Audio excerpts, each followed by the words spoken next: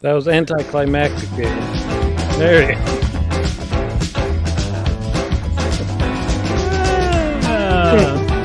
We've been gone too long. Good morning, good afternoon, or good evening, wherever you may be on this big, beautiful planet we call home. And welcome back to Drinks and Daves after a 2-week hiatus where some of us were in conference and some of us were dipping our feet in the Icelandic Ocean. How are you, David? Hey, Dave. How's it going? Yeah, it was much too long. I see we only had 2 viewers. You don't know we're playing music. We can't take any weeks off. That's right, The we can't. people need us. We can't. So, how's it feel to be back? Well, we had 4, and bathroom break, obviously. How was the trip? I mean, well, we can talk about that when we get more people. But how's it feel to be back? You know, it's always terrible when you come back to work because you always have crap. And well, I'll tell you what, our lounge is packed tonight. It is packed with people. Hello, Tig Lily. Welcome, man. One comment.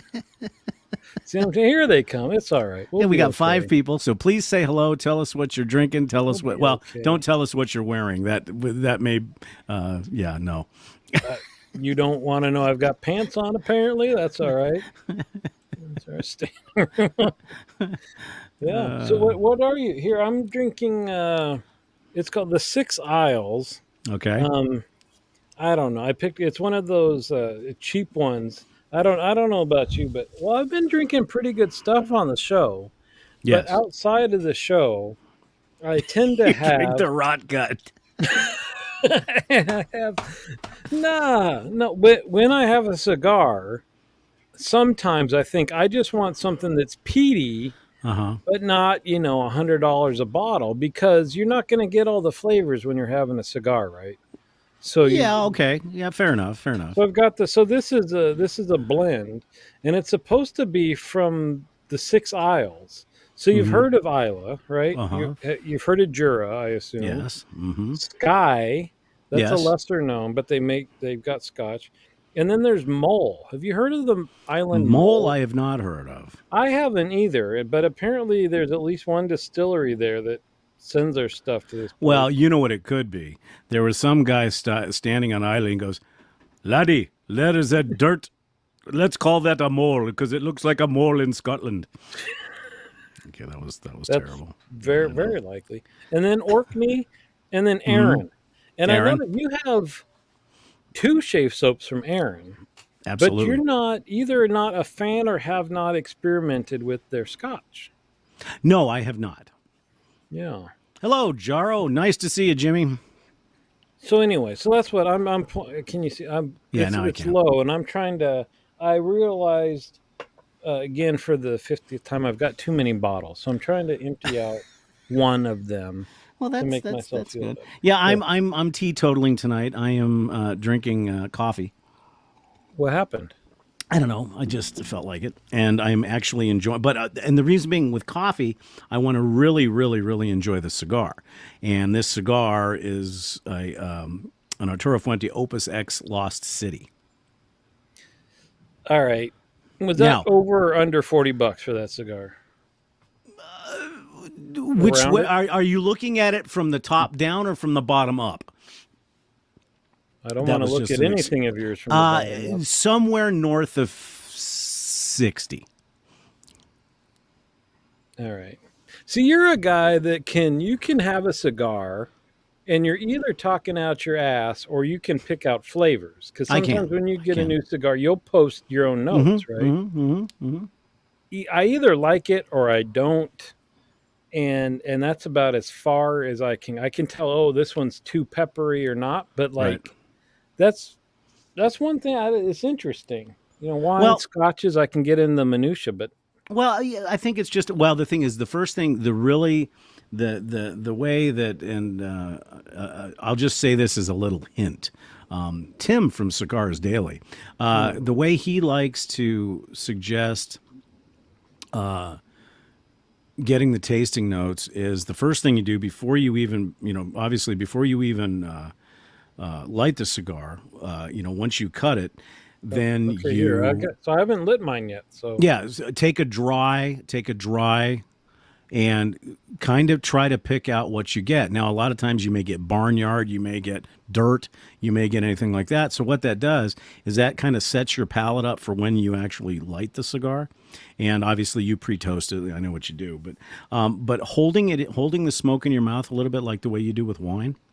And then when you blow it out, and I know you don't like doing this, but the retrohale is really where you will pick out the notes. But you don't want to retrohale the whole thing, just a very little bit at the end, because if you retrohale the whole thing, basically your nose falls off. But that's I get it. Yeah, I know I tried it when you first started talking about this. So anybody that doesn't, retrohale means you blow some of the smoke up your nose, basically. No, no, out your nose, not up. No, you don't inhale it. You go down. Here, I'll show you. Right, but it comes out your nose. Yeah. Right. But not up your nose, down your nose. Well, I guess if you're laying down, I guess it goes up. Well, okay, if you think, all right, fine. If you're thinking from in relation to your mouth. Exactly. So, yes, it goes up through the nasal cavity and then curves and, it goes down. Right, we need to do a whole cigar episode sometime later, but whether or not people believe it or not, you do not inhale a cigar into your lungs. Because for most people, if you were to do that, you would cough for 10 minutes straight. It's so acidic, right? Well, the thing is, and not only that, I mean, I've seen people that do, hello, Jimmy, that do inhale cigars, and personally, I think they're dead. I already posted that one, dude. You got to. Oh, I'm sorry. See, okay, well, let's get back to. So you were drinking that. Now I'm drinking coffee. However, a traveler that was on vacation not too long ago, and we won't mention any names, but the initials are Dave, brought me this. This is called Floki. Well, but the thing is, I tried it last night, and I've got about a quarter of the bottle left, but I tried it last night, and it's basically Icelandic single malt whiskey. And Floki, I assume, is named for Floki from the Vikings, the series it was on. But when you smell it, it's driving me nuts because I can't. I made a joke on the forum that it basically was dirty ice, lava, volcanic rock, and a hiking boot. But then when you taste it, it's basically like I was going to say salted cod and a sweaty Viking cod piece, but I don't think that would be fair. But what's funny, though, is I actually like it. So it took a while to get used to. Not that I like Viking cod pieces. Let's not go down there. Those Viking cod and of course, I knew Panteo was going to laugh at that one. But no, it's very good, and I love the bottle because it's from Iceland. So and in fact, I didn't even read the back of it. It says, "You are welcome to visit our distillery. Book your visit at flokywhiskey.is, product of Iceland, and it's brewed and aged in Imerk Distillery in." Yeah, somewhere in Iceland. It starts with a G, with local barley. So I'll be willing to bet that smell that I'm getting from this is probably the barley with some C notes in it, maybe. It does remind me of a Scottish island type Scotch, but it's not. And what I love about it is it's very, very clear. I mean, it's like I said, when I first smelled it, I was like, "Ooh, this one's going to be Russ. What did I do to piss Dave off?" But then after tasting it, and I'll tell you what, it goes down really smooth. The one thing I do like is it does go down really smooth. It doesn't have that harsh thing. Interesting. And stuff like that. And then also we have a new co-host, and then once again, this was given to me by a friend, and this is Gunther. This is Gunther. So, in the future, if you say something weird, Gunther will come and say, "Look at my finger." So, anyhow, that's so. Gunther, Pete's got me sad because he's been Scotch every episode until this one, and now he's off Tennessee. He's in the backwoods with us. Well, I think the reason why PB is doing this is because he watched my video today, and it was all about Chicago and Prohibition. So he wanted to get some state whiskeys and stuff like that, and Al Capone. Oh man, that makes me think of the movies The Untouchables. You'll have to see the video because that's kind of what I was going for. Except for some reason I have an Errol Flynn mustache on. Don't ask me how that ended up that way. All right. So I've got the Oliva G. Okay. And I smoked one of these yesterday. So you were mentioning Cigars Daily. Mm-hmm. He had just done an episode based on cutting cigars, which I was thinking, how could you talk for 25 minutes on cutting cigars? But He did did, and it was interesting, and I learned something, which you just tried today. Mm-hmm. But so this is a box press, but the end of it is kind of torpedo shape. Yeah, Yes. and he showed you how to use a V cutter on a torpedo ended cigar, Mm-hmm. which I had no clue you could do. Either did I, and I actually really like it because the flow through is really really nice on it. See, I liked it until the very, when you're enjoying your cigar and you want that last just until it burns your fingers. The cut goes in far enough and it shoots the smoke right up to your palate that Mm-hmm. it was too hot and it burned. What is this? Jaro's got some knowledge. He's dropping the knowledge. He's got some knowledge base going on here. Or Google Foo. 868, a Viking ship sailed from Norway searching for a fabled island in the North Atlantic. See, their courageous leader was Floki, called Floki, because the 3 ravens carried with him. Well, what's funny is that those ravens led him to an island named Iceland where he became the first known settler. Well, what's funny is that actually follows the show, The Vikings, because I know they were trying to make that. If you've never seen the Vikings, it's a really cool show. And Floki was a shipbuilder in the show, and then he went to Iceland, and then they canceled the show or something. But here, mudslide. I haven't had a mudslide since I was 20-something, I'm pretty sure. But those are delicious and probably, 400 calories? Well, wait, but this one's coffee with a kick. I thought a mudslide. Yeah, I think it's not ice cream. Wait a minute, Dreamweaver. I think it is. Oh, wait a minute. What do we got going on here? So Jimmy Smith, I have a great humidor. Got no. Oh, see, I didn't read that part. All I saw was Bamboo for You saying, "Jimmy Smith, give it to me," and I was going to say, "Ooh, we're getting a risque show going on." But I think a mudslide is Bailey's. Yeah. Kahlua.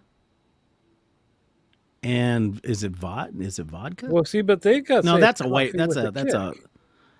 Well, I think the vodka would be the kick. Coffee in it, does it?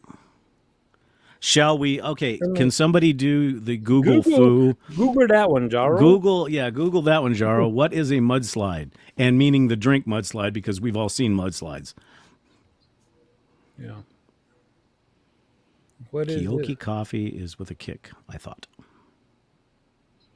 Dave, I'll let you take that. I don't know what Kioki coffee is. Just go over your shoulder and ask. Oh man, what we were long. I'll skip all the where we were, but we were getting free Irish coffees made at breakfast with actual cream and stuff. Oh boy, you could go through a mess of those things. Those are good. Oh yeah. So, our Google Foo person, Jimmy, vodka, coffee liquor, coffee liqueur, excuse me, Irish cream, heavy cream, or vanilla ice cream. Oof, yeah, that's the coffee liqueur. All right. Yeah. Oh wait, we have. There it is. Yeah, same thing. So anyhow, brandy, Kahlua, and cream de cacao. Ooh, that sounds really good, actually. There's no coffee in that at all, unless it's coffee with that. Well, the thing is, coffee. At that point, huh? Yeah, coffee's a placeholder. coffee's the ingredient. Just say, no, I'm not a drunk. I have coffee. Oh, that's right. It's like vodka in the morning's okay if there's a splash of orange juice in it. Then all of a sudden you're fine. But see, the way to do that is say, well, I clean my jewelry in vodka because it is the closest thing to. It's pure. So that's what you can, take a shot, dump your watch in it. Take a shot, dump your watch in it. See? Keep your watch out of my vodka. Well, it gives it a little wang to it. Now we'll see if somebody gets the movie reference to that when I say it has a little bit of a wang to it. Tastes good though. See if anybody can get that. We should do a breakfast episode. Oh, we should. We should do a breakfast episode. We can have Dave cooking in the kitchen, eggs and English muffin, breakfast cocktails. Ooh, that would be good. That's like mimosas. There we go. We could do the Drinks and Dave's mimosa show. Well, You almost except inhaled, didn't we you? need the keto version. We need the diabetic version of mimosa, so you can't have the orange juice. Well, no. You know what you can do? You can have the Virgil's orange soda. You're gonna do orange soda and champagne? Yeah, it tastes That's like classy, dude. Yeah, I mean, it's like it's like drinking Thunderbird wine and 7 Up. It's the kind of the same type of thing. Yeah.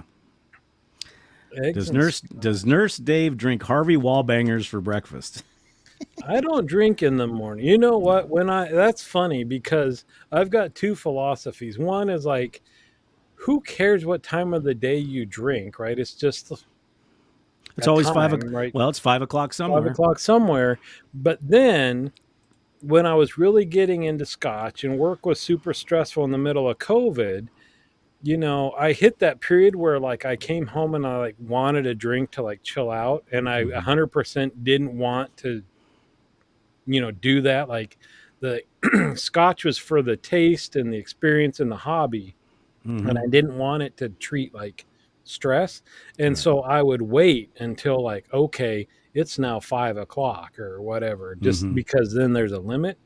But other than that, like you said, you can have a mimosa, you can have a screwdriver, so you can drink alcohol as long as it's foo-foo before 5, and you're okay.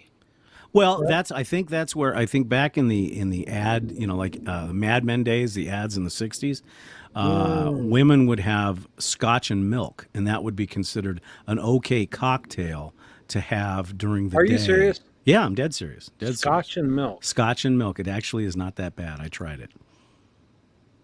I mean, Like granted, 50-50? it was 4:30 in the morning, but I did try it. I mean, Well, you probably weren't the best judge of anything at that well, that's point. true. Well, but, speaking of when we're talking about different times of drinking, somehow on my Facebook feed today, something came out that says, you should quit drinking now. And so the video starts out that says, if you drink more than XYZ per day, you are either always drunk or always hungover. And I'm thinking, get the eek out of here. You're so full of crap. I mean, it's just, give me a break. Yes, Galliano is available, and it's disgusting. What is that? It's to me, it tastes like licorice. Oh. Yeah, licorice is big in like Iceland and Scandinavia. Maybe I don't know why. Maybe because they're used to the lava rocks and just harsh, cold, bitter. Yeah, and the Viking cod pieces, obviously. More than that. Oh, and we didn't mention this is a box press, which is tactilely enjoyable for some reason, and I know you feel the same way. And that's an odd thing, is that you press it into a box shape, and it's just. Well, it seems like it seems like the flavor profile of a box press, like these right here, that I think you've seen these. These are the ones I just got, the 2012 Candela Maduro or Candela San Andreas wrapper barber pole. And these are amazing. And what's funny is they're very grassy in the beginning. In fact, what I thought of is, remember St. Charles Shave, Fairway? It's like smoking that soap. I mean, but without the soap. It's just delicious. Can you do this, Dave? What would a Viking shave be? A Viking shave? Well, you need air and soap. Yeah, but not really much of one at all. You just here, done. Oh, they don't.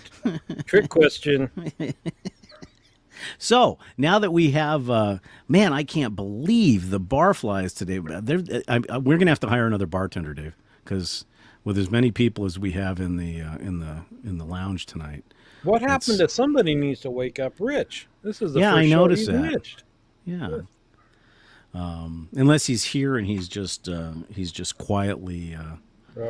He's quietly waiting because we've got to get Rich here, because the thing is we have his natural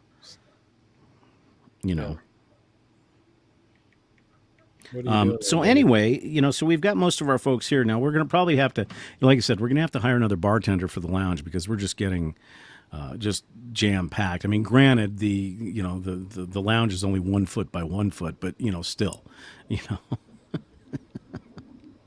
Milk punch. Yeah, whiskey and milk. That just seemed like that would curdle. You would think. Well, there was a drink back in the day. I think they called it a brain, and I think it was what's the cherry liqueur? You took Bailey's. What was it? Bailey's, vodka, and then you actually poured over a spoon. You poured the cherry stuff over the top, and when it hit the Bailey's, it would start to. I guess it could be called curdling, and it would make like a brain. It would look like a brain in the middle of a shot glass. That smells delicious. Oh, yeah. Yeah. So, okay. So, we've covered all the cigar stuff. So tell us about your vacation.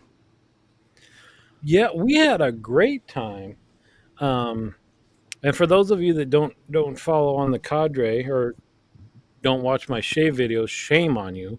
But we did a cruise.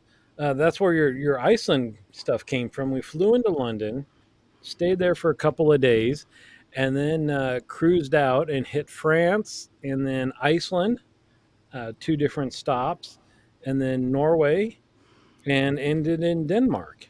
Wow. And it was amazing through and through.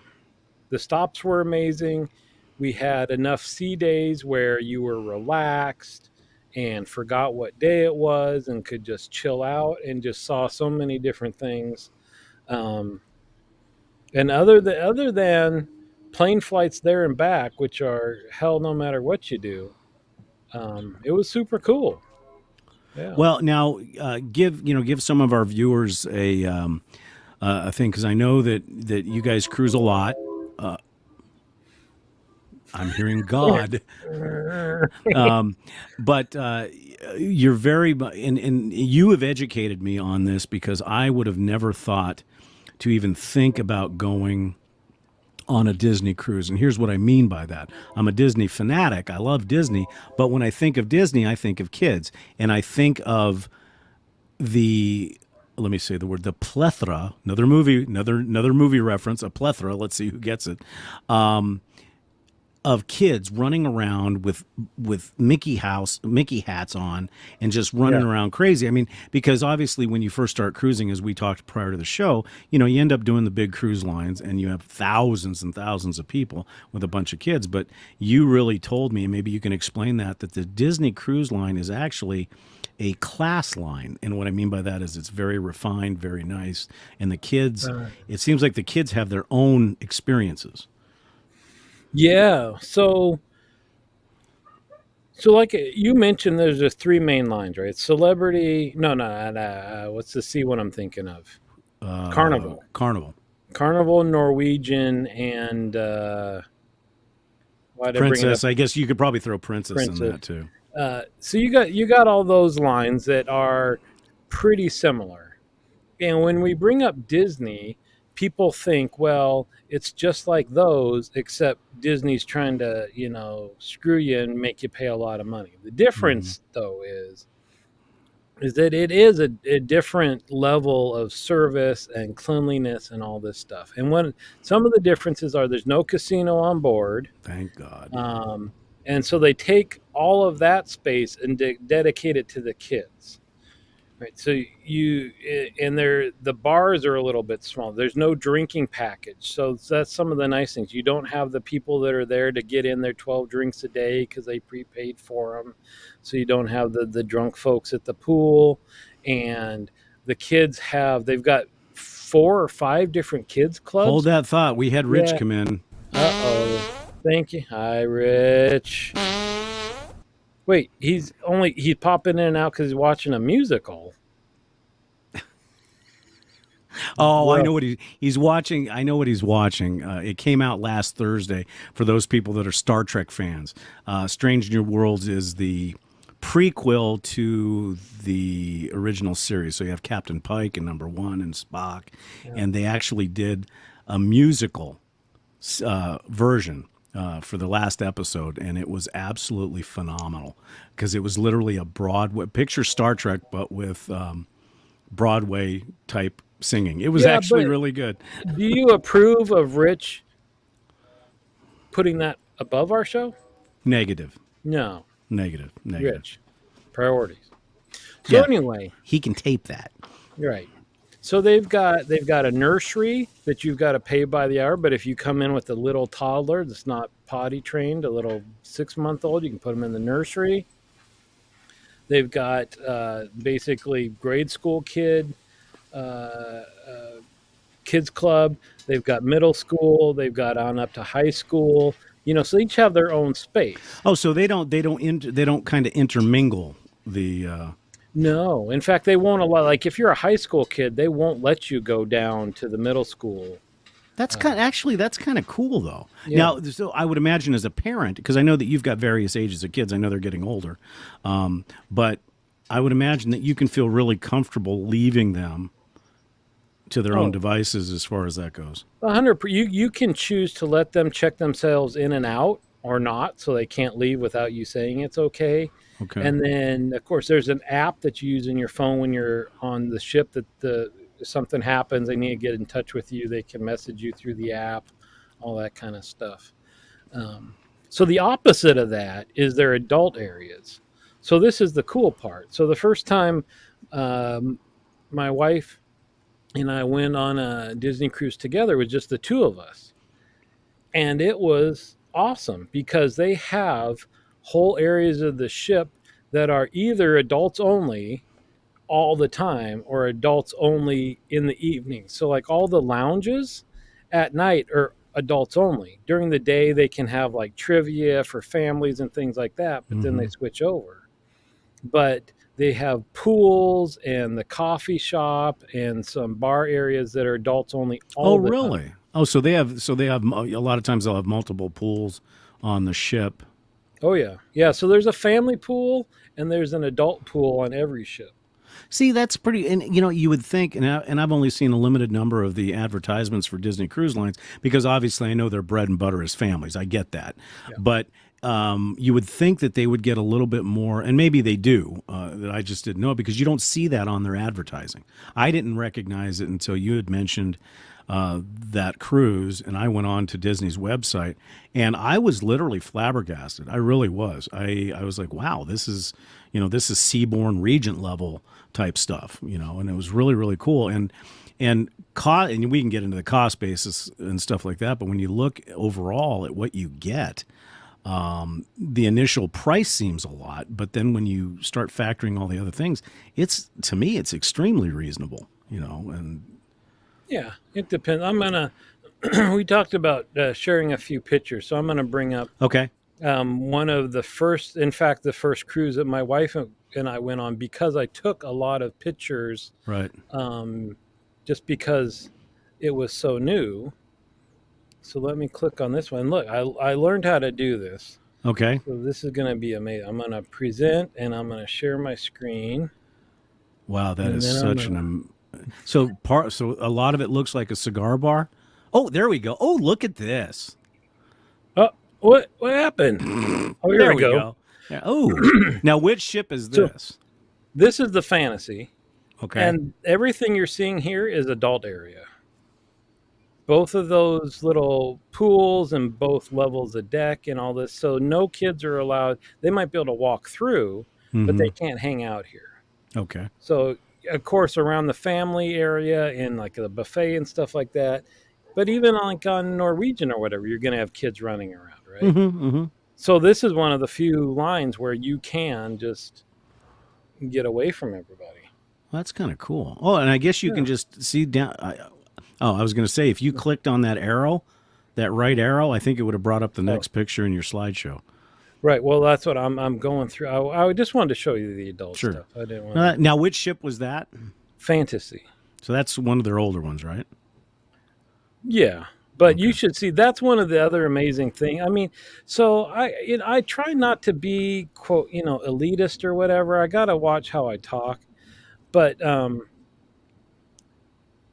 I really feel like, we talk about experiences, right? Where you'd rather have the experience of a $10 cigar than a $2 one. Or when we shave, it's all about, a nice scent and a nice this and a nice that.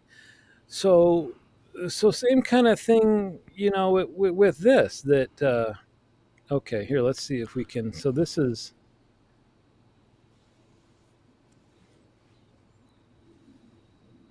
all right. I'm not doing a very good it's all right. Production job. That's right. Actually, no, it's good because when you do that, everybody's leaning into their screen waiting for the captivate. Well, let me show you. So one of the things, we'll just jump all over the damn place. How about that? Yeah. Well, what else is new? One of the things Disney does that nobody else does is fireworks at sea. That's cool. So if you are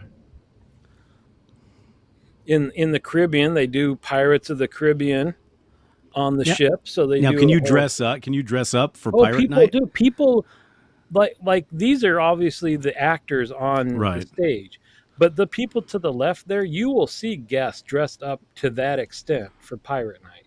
That's kind of cool, actually. They bring this stuff. So there's off the side of the ship in the Caribbean. Wow. Right? So, and is it a full on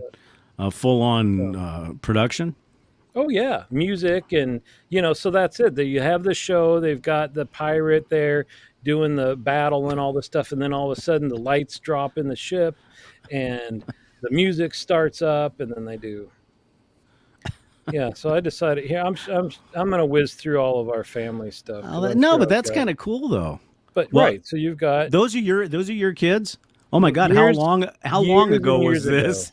Yeah. I was gonna say years and years. So if you've got kids that are into the and you asked about their private island, so this is their private island, and everybody that's on the ship, the workers get off and cook at the barbecue on the island, and you got a barbecue buffet there on the island, and it's weird. Maybe I'm just trying to think of where I put all the adult. So you can do as much with the kids as you want, or you can let them, which I would imagine for the kids probably feels kind of cool because they can say, "Hey, I want to go to my place. You and Mom go away." Sometimes it just depends on the kids. But so I mentioned when I got back here, one of the things that I really missed was I would wake up and walk up to the adult coffee bar and get a latte and take it and get into the hot tub. That's the adult only hot tub, and drink my latte overlooking the ocean. And then the service, bar none. So let me ask you. They put towels right next to the hot tub for you. None of this check out 2 towels, and if you don't return them, you get out, you dry yourself off. They've got blankets waiting for you because it's chilly outside. You grab a blanket, you lay down, and you're just watching the ocean. In other words, it brings back kind of what I guess you could argue that Victorian not using the word Titanic, let's use a different ship, but that level of service. And I would assume that when you're drinking the coffee, the pinky is stuck out while you're enjoying that. Yes, of course. Yeah. See, now I would imagine though on this cruise, because obviously you and I had discussed this cruise, and I know that a certain individual we know probably would not want to do that cruise because it never, once it gets below 80 degrees, she freezes up. Okay, so it is White Star Titanic-like. See, now to me, that's the draw for me, is that retro feeling of literally, for lack of a better term, that aristocracy of saying, "Hey, we're on this ship and we're enjoying it." Because we've done the Carnival, Celebrity, and then Celebrity was probably the highest end one that we've done so far, and it was nice because it was mostly adults. But it sounds like it's a totally different level, which is pretty cool. Yeah. And what Pontea was saying about, no rust spots and things like that, I guess that's what I was thinking of when I was trying to find pictures, is the experiences that the decks, I think they've changed them, but the original ships were actually teak. Right, so walking with your socks and shoes off felt amazing. Sure. The deck chairs are wood. When you pull up to see a Carnival ship. They've kind of got those lounge chairs with those big straps of plastic on them. Right. You look at a ship across from you in port, and they've got the little rust things coming down from the rivets and stuff like that. A Disney ship, as soon as we're pulled up somewhere, the guys are off the ship painting just really.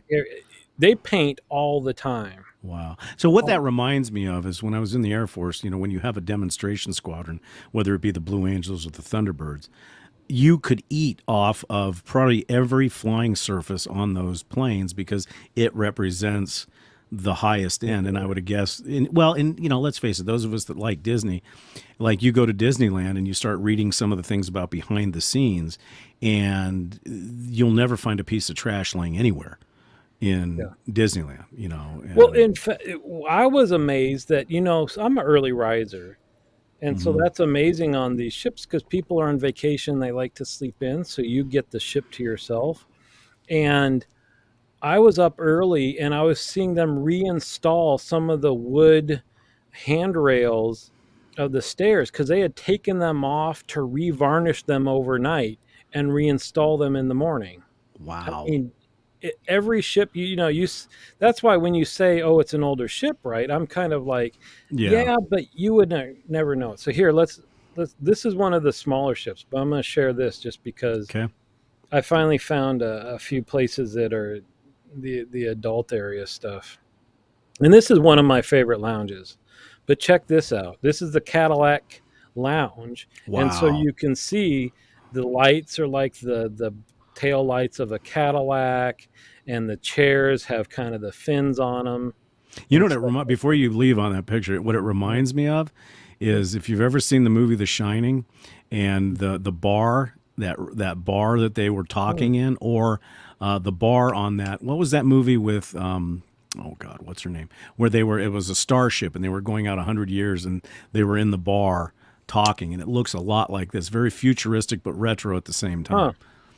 I don't remember. Now, is that a restaurant or is that just a lounge? That's just a lounge.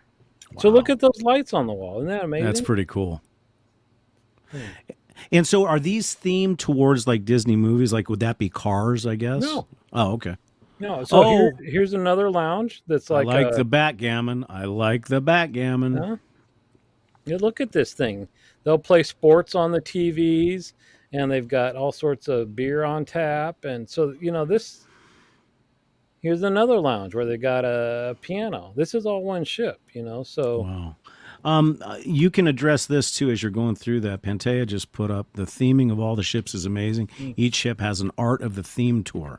So can you expand on that a little bit? Yeah, well, so that's a tour where, so some of the stuff I'm showing you where like they themed this one bar based on whatever. So here, let me go back. So this is one of the adult only restaurants. So the ship that's Remy, right? This is Palo. Oh, okay. So the smaller ships have one adult only restaurant. The bigger ships have two. Super high end. And when you talk expense, there's just like a $50 charge, $75. I'm like minimal, right, for the type of food you get. Here, but this wow. This is based on Venice, right? So if you look at the ceiling, you can see it's a little wavy here. So this is the canal in Venice. It's meant to replicate the water there. These are actual masks from Venice that they decorate with. And then these little knobs here are like the knobs on the poles that go along. Yeah, the mast poles, right? Yeah, the tie-up poles, right? Right. So it's stuff like that they'll go through and discuss about all the little details. It's not meant to look pretty. That a lot of it, there's reasons behind the decorations that you might not realize till it's pointed out. Well, and I know the answer to this, but for our viewers, so obviously Disney owns Star Wars now.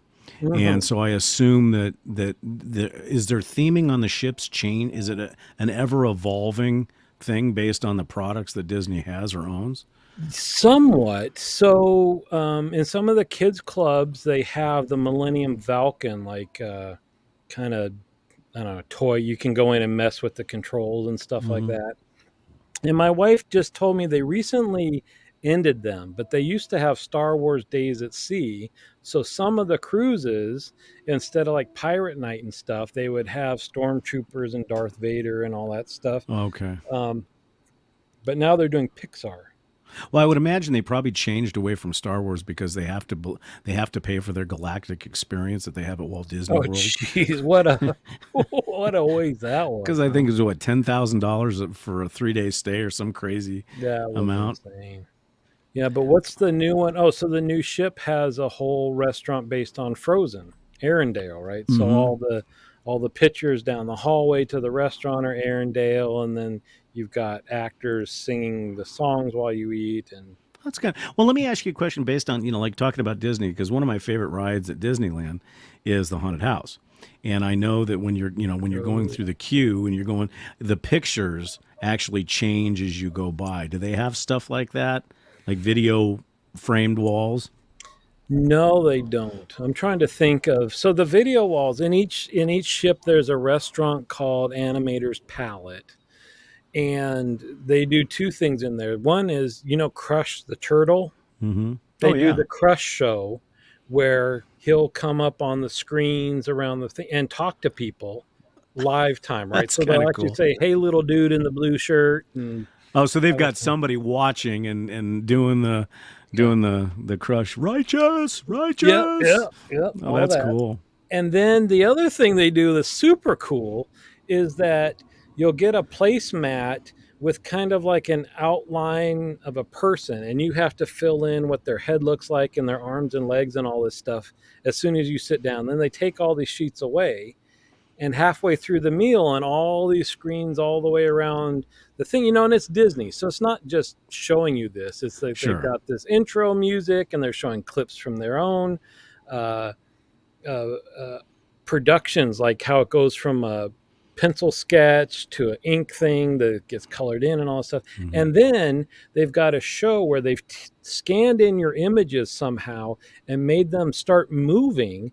And so all the little figures that people have drawn will be like marching across the screen and doing a dance and all this stuff. So, that's pretty cool. Disney does Disney, right? Well, and that's to me, that's the draw of it for me is the fact that, Disney, it sounds like a cliche, but Disney, for those of us of a certain age, was that magical place we went to.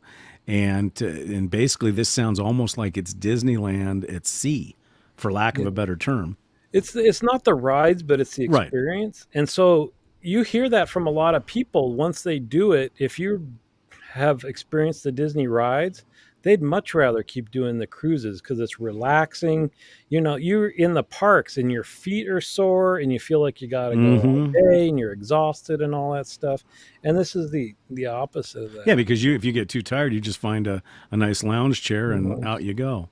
Because to me, when you showed that one picture of that water coaster, I'd spend, you could just drop me off there and come pick me up for dinner. Because well, a quick story, when Sharon and I went to Disneyland, I don't know how it happened, but Space Mountain had just reopened or something to that effect, and we literally got off Space Mountain, walked back around, and there was nobody on it. So we rode Space Mountain like 6 times. It was great. Wow. It was wonderful. I can't do the rides, man. Really? I used to be able to do all the spinny stuff and all that stuff, and then in high school I started getting motion sick, and that's it. But being on the water doesn't bother you. No, and I know they don't move. Cruise ships don't move hardly at all. Not much. I mean, and you get used to it. And so I get that patch that goes behind your ear. But most of the time I don't even use that. Now, I would imagine Disney's the same way. Like if you're later in the evening, you come back to your stateroom and you turn on the TV, you can kind of watch navigationally where the ship's going.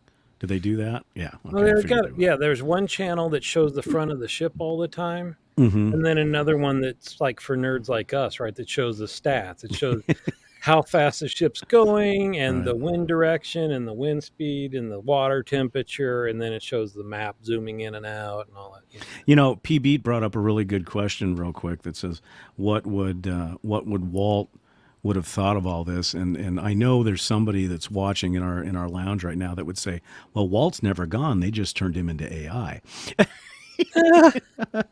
But so he loved traditional cruising is the thing. And so that's, you can say whatever. They did it for the money or this or that, but that's why they based the designs on their first 4 ships on the traditional cruise ship, that they wanted to stay true to what the traditional ocean liners look like, down to like they've got 2 smokestacks on every ship, but they only need one of them. The other one's just for looks, to keep that traditional ocean liner look. So. Well, let's change gears a little bit. So, with all those things that you talk about the cruises, logic would dictate that, okay, their primary bread and butter is the Caribbean style cruises where it's warm and people can frolic, blah, blah, blah. But based on the cruise you went on and some of the things that you've told me off camera, is that they pretty much cruise almost everywhere a lot of the major lines cruise.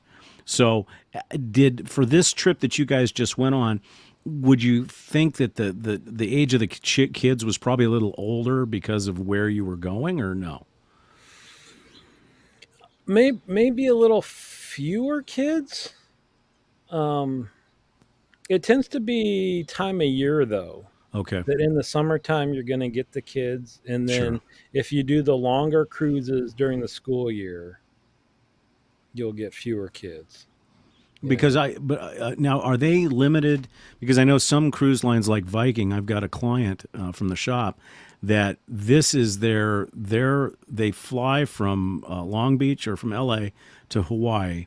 They do all the Hawaiian Islands, then they go down and they do the South Pacific, including Guam, Fiji, Tahiti. Then they go all the way across to South America, and then they come back up the coast and they end in San Diego, and it's 39 days. Dude. That just... So you can't take any kids on that? No. Yeah. Well, plus, basically for a 39-day cruise, you basically might as well mortgage your house, because the Viking, it's expensive. I mean, it was just shy of $70,000 per, so, or for 2 people. But, when you're retired and you're thinking, you know what, my kids have good jobs, I'm going to spend their inheritance. And the stuff you would see. Oh, yeah. So on this cruise, so as you said, there was fewer kids. Is that because of the type of, because I would imagine most of the areas that you stopped at and you went and did, whether it be, because I know you showed that one picture when you guys were in the Icelandic, that pool, that I would imagine that it was more, is it more adult themed on those cruises, you think, or it just depends? What do you mean? The cruise itself is themed the same way, either way. The excursions probably are more, you don't have zip lines and paragliding and all that kind of stuff. It's more historical and educational and all that stuff. So here, let's see. We can show you some of the excursions that we went on. And while you're pulling that up, one thing I must say is when you were in London, you did me a big solid, and you also went to Flores and bought that Islay. We can get into a whole nother thing, that I think that's Flores's most wonderful flavor ever. Yeah. So here's France. So our first stop was France. Okay. And it's just kind of tooling through the town, this little tiny French town, and then we took a bus to 2 just oceanside fishing villages, basically, and just got a history of the town and history of the buildings. Oh, wow. And then so that was one stop. That's beautiful. Wow. Yeah. Oh, look at that. Wow. Look at this floor. Jeez. And then this was our first hey, real quick, can you go back to that last picture? One more. You know how many people are buried there? All of them. Sorry, it was a dad joke that my dad used to say a long time ago. So answer this for P Beat real quick. So I guess the Ritz-Carlton yachts carry less than 500. One of their boats is 298. How many passengers were on the Disney cruise you were on? There you go. Pontea said about 3,000. Okay, but you didn't. Did it feel like there was 3,000 people? Never. Okay. Never. See, that's the thing. And so, talking about cruising in general, I'm not going to talk anybody into going that doesn't want to. But the two things I hear is I don't want to feel like I'm stuck on this tiny little ship, right? Like you'll feel claustrophobic. And you've seen like they've got 4 lounges and 3 levels of adult only area and inside and outside and your own room and all this stuff. And did you catch a cat on top of that, or is that a gargoyle? No, that's a gargoyle. Oh, okay.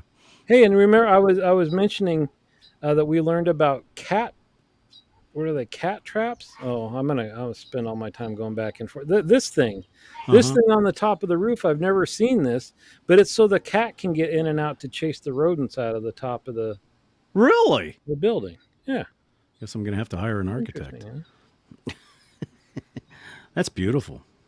See, I like things that are cultural. Now go back to that one. Is that when everybody just another show? My favorite thing on a cruise ship is the live music. And so I got lucky. We've been on a cruise, Disney cruise before with these 2 guys, and they were on this one again.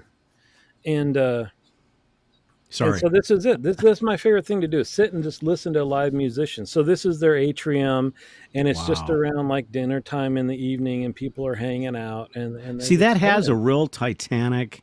If you remember the opening scene of the Titanic when they showed the big foyer, or I guess I should say foyer if I'm going to be bougie. And look, here's the coffee place. You can get your cold brew that they make, dripping throughout the day. And I'm sure they have croissants. Yeah, free croissants. And here's your water slide that goes around the whole top of the ship. So this is the family pool. Now, area. Which ship is this again? This is the Dream? This is the Dream. Yeah. Okay.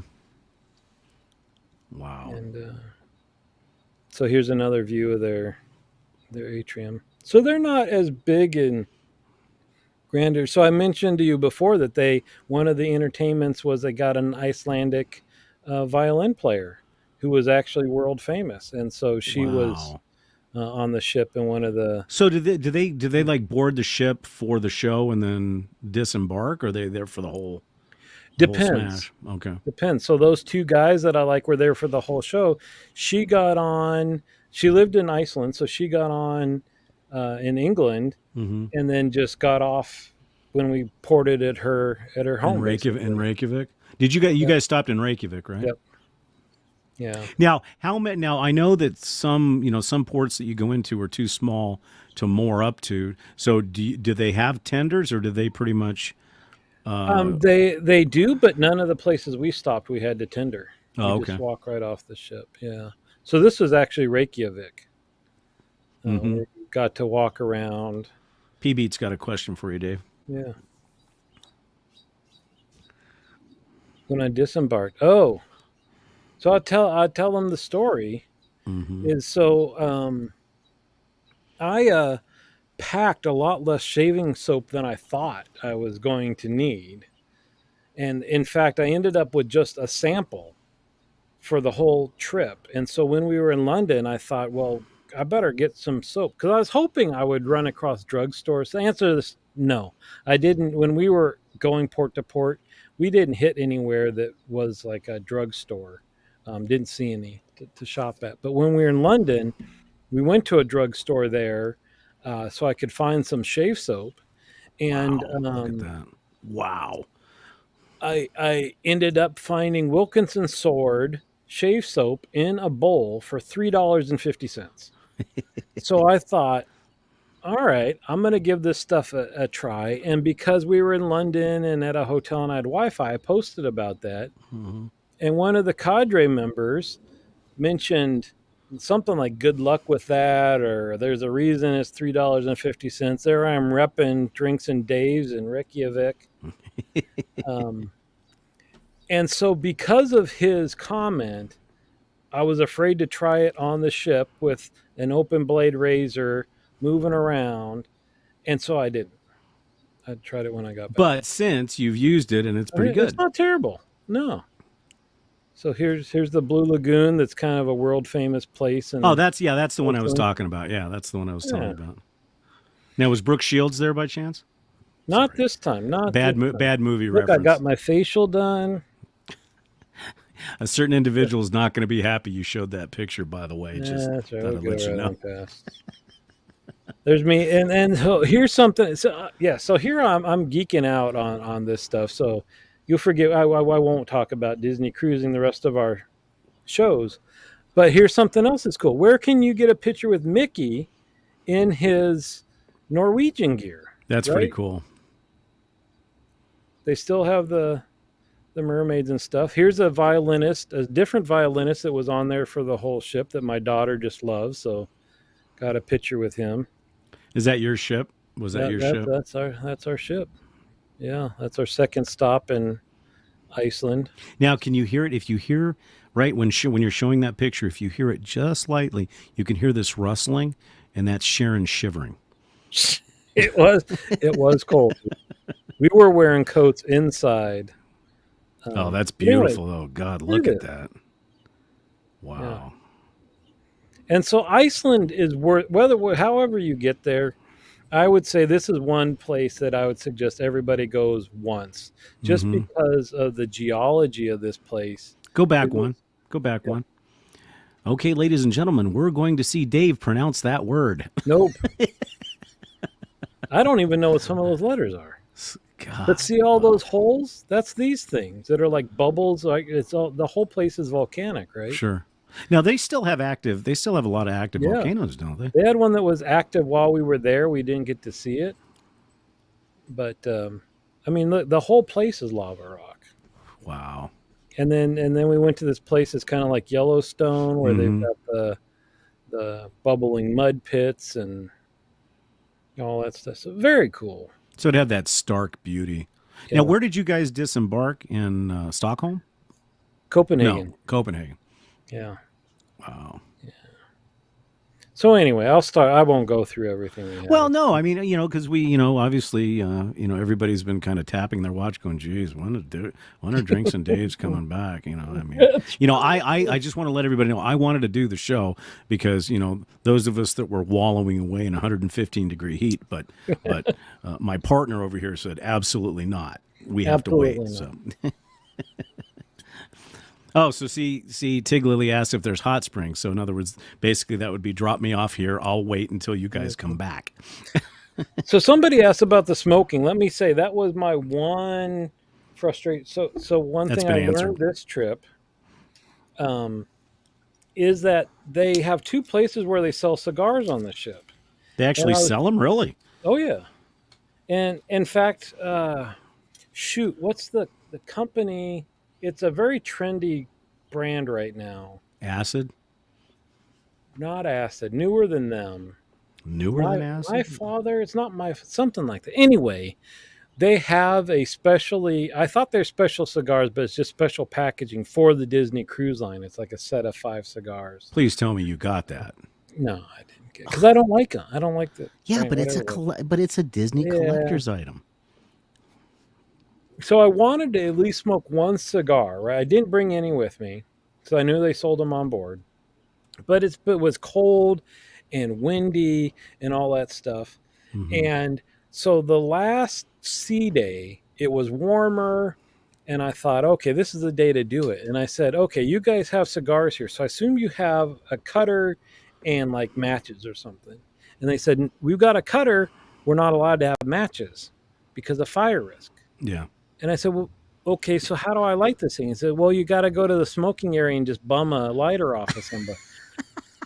And I'm like, I'm not going to go out with a $20 cigar and wait around and hope. So lesson learned. I should have bought a lighter in London. You got a light. Come on, give me a light. Give me a light. So answer B. Pete's question. Tell him what happened. Okay, so... as PB knows, Fragrant Floris, I am a huge fanboy of Floris, always have been. And years ago, there was 150 a limited edition of 150, and it was Eiley. And what it was, and Dave, you'll have to help me here because I don't have the insert, but they contracted with a Scotch distillery in Scotland, and they created Eiley as a tribute to those. And I had wanted it, but by the time I clicked on it, those 150 were gone. So come forward all this time, and Dave posts a picture of the Eiley, but it was handwritten, which at the time he said this to me, I was like, well, yeah, no, not really. And then, of course, the Central Enablement Center brain started clicking on, and I said, oh, man, is that the one? And sure enough, it was. And so I begged, prodded, and whined for him to go back to Flores, and he did do that for me. Thank you, Penteo, for allowing him to do that. And then I got it just a couple of days ago, and I have to say it's probably if you like Scotch and you like peat and you like that smell, but not bad, it is and it's an eau de parfum, so it lasts for hours, and it's just fantastic. But yeah, you could go broke in Flores in a big hurry. Yeah, really. That's a bummer. It's not cheap, and you go through smelling, you're like, oh, I like that one. I like that one. Yeah. Yeah, and then did they offer when you were at Flores? I know that they offer this in advance, where you can go in and spend, I think it's like 6 to 7 hours or something like that, where you go in and they sit down with a perfumer and you actually get a bespoke fragrance made by Flores right then and there. They didn't ask, but I read about those experiences. Yeah, and they have two. Okay, you know about the two. So one is what you're talking about, where you go in. And I think it is they've got certain bases that you start with, and then you can tweak them or whatever, and you end up with your own bottle, custom bottle. The other one is over many days, and I think it's starting from scratch, and then you go back and forth and all this stuff. Much more expensive. And P Beats throwing down some action here. Do they have soap? I didn't even see. Yes, they have two. There. They have two soaps. They have the Elite and they have the 89. Those are the two soaps they currently have. Oh yeah, $40. But I don't. Well, I'm trying to think what I pay for it. But if you get it in the wooden bowl, but they're both wonderful soaps. Well, so here's let me tell you about London and shaving. Is the last time we went to London, I did do the whole, they've got Jermyn Street, where you've got Taylor of Old Bond Street. Help me out, Dave. Who's the other big one? You got D.R. Harris on Jermaine Street. You have Penhaligon's on St. James Street. Yeah, there's a bunch of different. 3 or 4 of the big name London shave soap folks are all on this one street. So I did stop in all of them, and that's where I got Taylor of Old Bond Street, Jermyn Street. That's one of my top 10 favorite scents, Jermyn Street by them. But I'll tell you that the thing that's frustrating is, when we're shopping online, usually you're going to a reseller shop, right, where they carry 50 brands. If you go to Taylor of Old Bond Street, all you can smell is Taylor of Old Bond Street. Like there are 8 or 10 different scents or whatever. Right. And it was kind of it was cool to see it. It's cool to go in there, but it's kind of a letdown. That, okay, I smelled these 8. Now I got to go to some other shop to, find theirs and all. Anyway. Hey, Enabled Shaver, how are you? It's that's the problem. You go to these, and they're specialty shops, and and what's funny is most of these shops that are, whether it be on St. James Street, Jermaine Street, or anywhere in that area, most of these were barber shops. Most of these guys were barbers back in Yorkshire, like Penhaligon, for instance, and he moved to that place. But the problem is to me the feeling of the fact that they were British-owned companies have all gone by the wayside. Most of them are owned, like Penhaligon. Yeah, Penhaligon's is owned by a Spanish company now. So they've all changed and moved on and stuff like that. But it sounds like that cruise was just tremendous. I mean, a little bit different than what you guys do on Disney normally. Yeah. Because normally you stick around the warmer areas, correct? Yeah, I mean, usually just because it's so easier. Hard to get over there, we do the Caribbean. Now, do they do any Pacific-based cruises? Yeah. We've done Mexico a couple times. They'll do Alaska. Mm-hmm. They're brand new. They're going to Australia, taking one Wow. of the ships there. So some people are doing that and hitting up like Tahiti and Bora Bora on the way down. And Mm-hmm. Is that because it looked like and I didn't go through all of them, but their longest cruises are around 16 days, something like that. yeah, those are the crossing Mm-hmm. Mm-hmm. cruises and all that. Let me tell you something about I thought I had told my wife this, but I got about being in London and Penhaligon's and stuff is the first time we went there, we went to Harrods because I thought maybe they would carry a bunch of shaving stuff. No, Mm-mm. but I found there at their time their men's section was down on the bottom floor in a corner underneath still steps down like in this dark. It was weird, but they had Penhaligons, and that was my first time in person smelling Penhaligons, Mm-hmm. and I didn't know how the tops came off of the thing. And in this dark back corner room, Penhaligons was in the back corner of that, right? So nobody could see what I was doing. Mm-hmm. I popped the glass ball off the top of the Penhaligons bottle because I couldn't open. I didn't know what to lift up. So we left Harrods with a broken Penhaligons bottle. Luckily, nobody saw me. But see, those are the type of stories that you will Between, absolutely never forget. And then when you have really yeah, good friends, they'll never ever let you live it down. But that's beside the point. yeah, Um, but the thing is, I hope that for I hope everybody wasn't too bored that we were talking about the cruising and stuff like that. But to me, it's educational because like I said, I thought until you and I talked that the Disney would be like, just screaming with kids all kids. over the place. Yeah. Yeah, yeah. But looking at those pictures, that's high class. I mean, it's really, really Yeah. cool, and it's got that Which is retro funny feel. because I see the ships that have the rock climbing and the go karts and all that crap, and I think kids running and screaming all over the damn place. Okay, so obviously, Rich has been in and out, but what that references to, for those of you that are not Star Trek people, if you watch Galactic Rhapsody, I think was the name of the episode, at the very end, you will see Klingons that are singing and rapping. It is the best part of the entire episode. So yeah, if you get a chance, it's on Paramount Plus every Thursday night. Wow, I sound like a Paramount Plus announcer. Yes, I watch know. Strange New Worlds on That's Thursday my nights. gripe is that how many people subscribe to Paramount Plus? Ugh, It's got I to be don't know. fewer than all the other biggies, though, right? I don't know. I I think mean, it's it's kind of changing. I think it's changing because we've dropped almost everything. I mean, we still have Apple Plus because of For All Mankind, which we don't know when's going to get started again. But we find that Apple Plus, like for instance, oh God, we just watched the movie.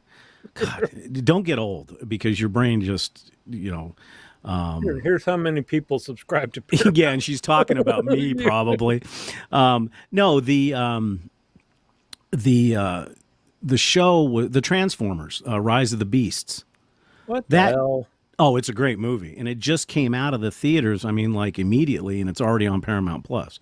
So Paramount Plus, who owns CBS, so anything on there, you can see all the old series. It's pretty good. And so, Enabled Shaver is asking us, who is our favorite Star Trek captain, and why is it Picard?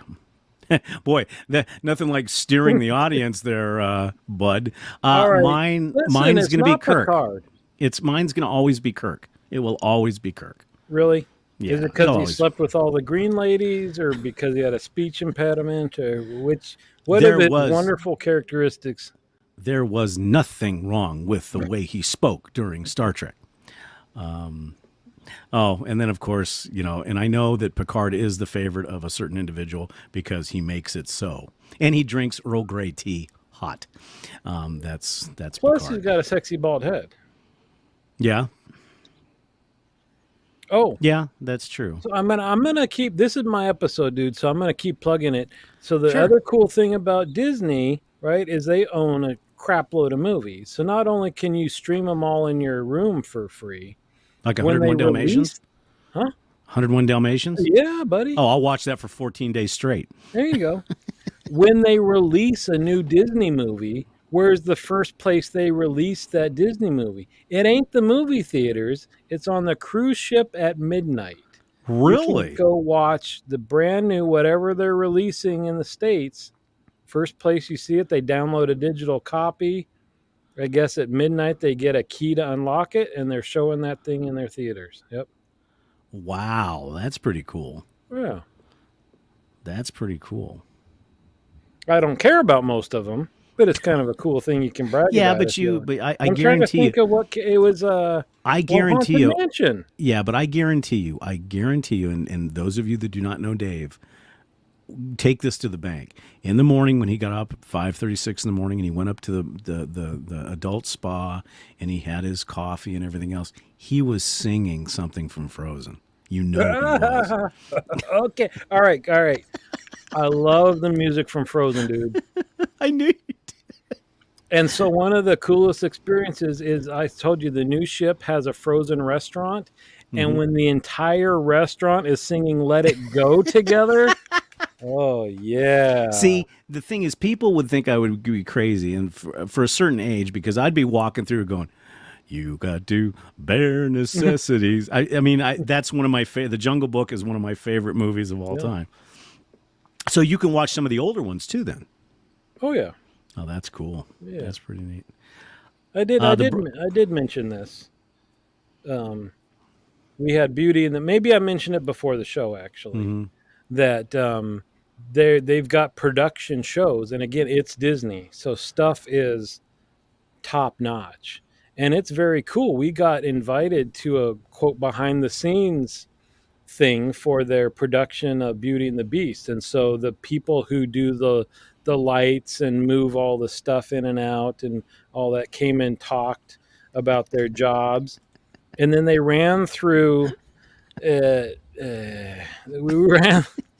scene with the audio from the lighting cue guy and showing on screens throughout the theater cameras from below showing, the lifts and all that stuff the actors came up. Anyway, very cool. So I would assume that, like Disney, the employees on the Disney cruise lines probably have to, because I read some behind the scenes thing, that there is a pretty serious employee handbook when it comes to how the employees, both the Disney, in other words, have to act in front of their clients. And one of the ones that I saw was that you can never say, like if you go up to somebody on the ship, or let's say in Disneyland, and you ask them a question, they are not allowed to say they don't know. They have to actually go and find the answer for you, which, from a customer service standpoint, that's pretty cool. And I also understand that because a lot of people have asked, why don't the Disney characters talk? And I guess that's part of it. They cannot talk. And that's, and that's kind of neat. I think it gives the... well, because Mickey can't sound different from one person to another. And so one of these days we'll have to ask Rich when we have him on the show, Waffle Butt. Yeah, he needs to share some pictures. No. Well, that sounds, it sounds like... Man, I just think that it's really changed my attitude to what Disney cruising would be all about. It really does. And like I said, after looking the pricing on what I saw, the prices are very reasonable. And and when you do that in comparison to, let's say, and you and I talked about this before the show, with Formula One moving into Las Vegas. Vegas is going to slowly but surely price itself out of the standard Joe, I think. Yeah. I really do. Yeah, I can't remember. I think that for that brief moment, I wanted to go to Formula One with my dad. Mm-hmm. The hotels on the Strip we'd normally stay at were, like $1,500 a night or something. Circus, I think, was at least $500 a night. It's a dump. Yeah, it's a dump. It's... Yeah, it's going to be interesting to see what happens with that. I think it'll be cool to watch on TV, them flying down the Strip at 200 miles an hour. But, that it's like gas prices. Remember when we were paying $1.25 a gallon? Now we're paying $4 a gallon. We'll never see $1.25 again. No. And I think what you'll see in Vegas is the same type of thing. You're never going to see the prices. What you're saying is we need to start a Patreon for us to go Drinks and Days in F1 Vegas. Racing 2025. Right? Somehow I don't think that's going to happen. No? maybe. It depends on. It Poor depends Dave on. can't make it to F1 racing. Yeah, put up a sign. um, but yeah, so it's great. Well, real quick, because we're running at a $1:20 right now, time wise. Make sure that you tell everybody that next week we're going to have one of our greatest people in. We're going to have Spider from the Cadre, and there is a whole bunch of things we could talk about. But this man is a pepperhead of all pepperheads. He creates his own salsas, and he's a retired Air Force major. But that's all I'll say, because when you see him, you're never in a billion years going to think that. And he has got a very eclectic bunch of hobbies, notwithstanding his huge shaving hobby. So he's gonna be on our show next week. That's funny you mentioned that, because they're obviously going to hear some of his hobbies when we talk to him. But we joke about how many hobbies you and I have. I don't have that many. But I don't know what you're talking about. Put your wife on. But he has several, but almost none of them overlap. He doesn't have. No. If you run down the list of hobbies guys have, you won't run across most of what he does. Actually, that's true. I'm trying to think. If we compare our hobbies to his hobbies, there's one that's a common denominator. One. The shaving. Yeah, the shaving. Yeah. That's it. Other than that, they are, well, as we'll talk next week, there are some way out there ones, but that are cool. He's a very interesting guy, so make sure you guys join us next week for that. And then we've got a couple other guests that we're working on right now, and we'll make more of an announcement next week on that, because one of them will possibly change our normal Monday night show to a different night or day and stuff like that. Plus, Dave had a great idea about having a breakfast show, so that's in the works. But do us a favor, folks. Gosh, I'm so smart. Yeah, okay.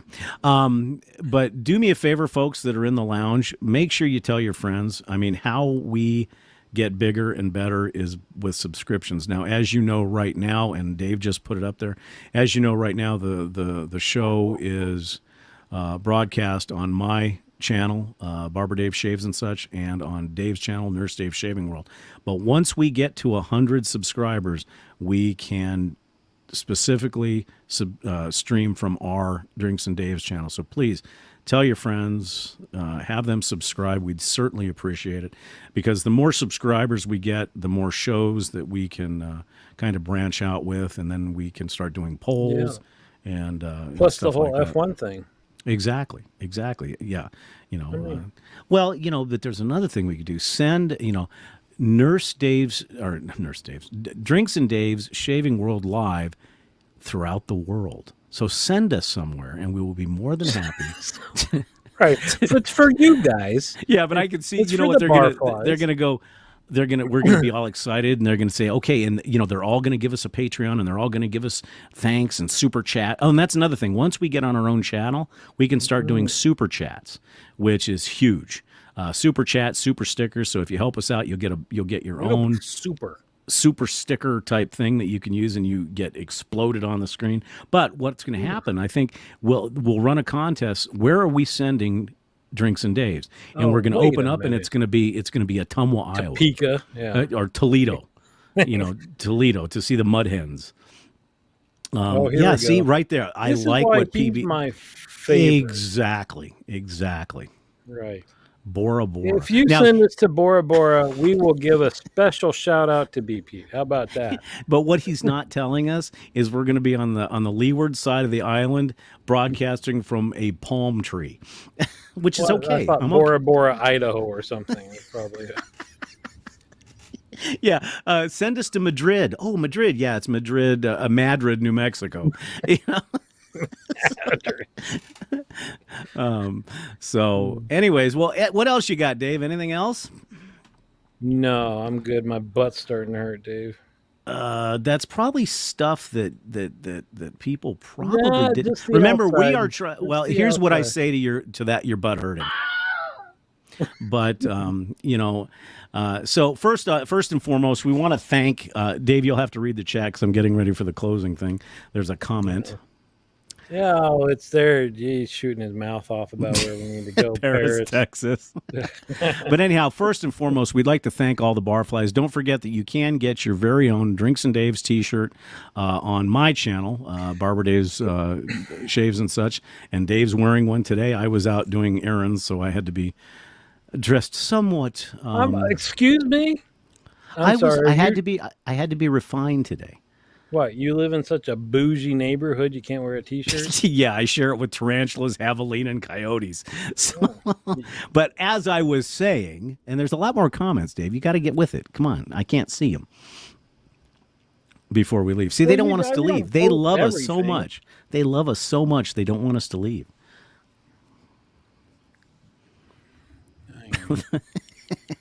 So, anyways, first of all, we want to thank everybody for being with us. We actually had a good audience in the lounge tonight. And don't forget, next week, KJ, a.k.a. Spider, on the Cadre will be our very, very special guest. And so, again, I want to thank everybody for being with us tonight. And say goodnight, Dave. Night, Dave. All right. You guys have a wonderful evening, and we'll see you.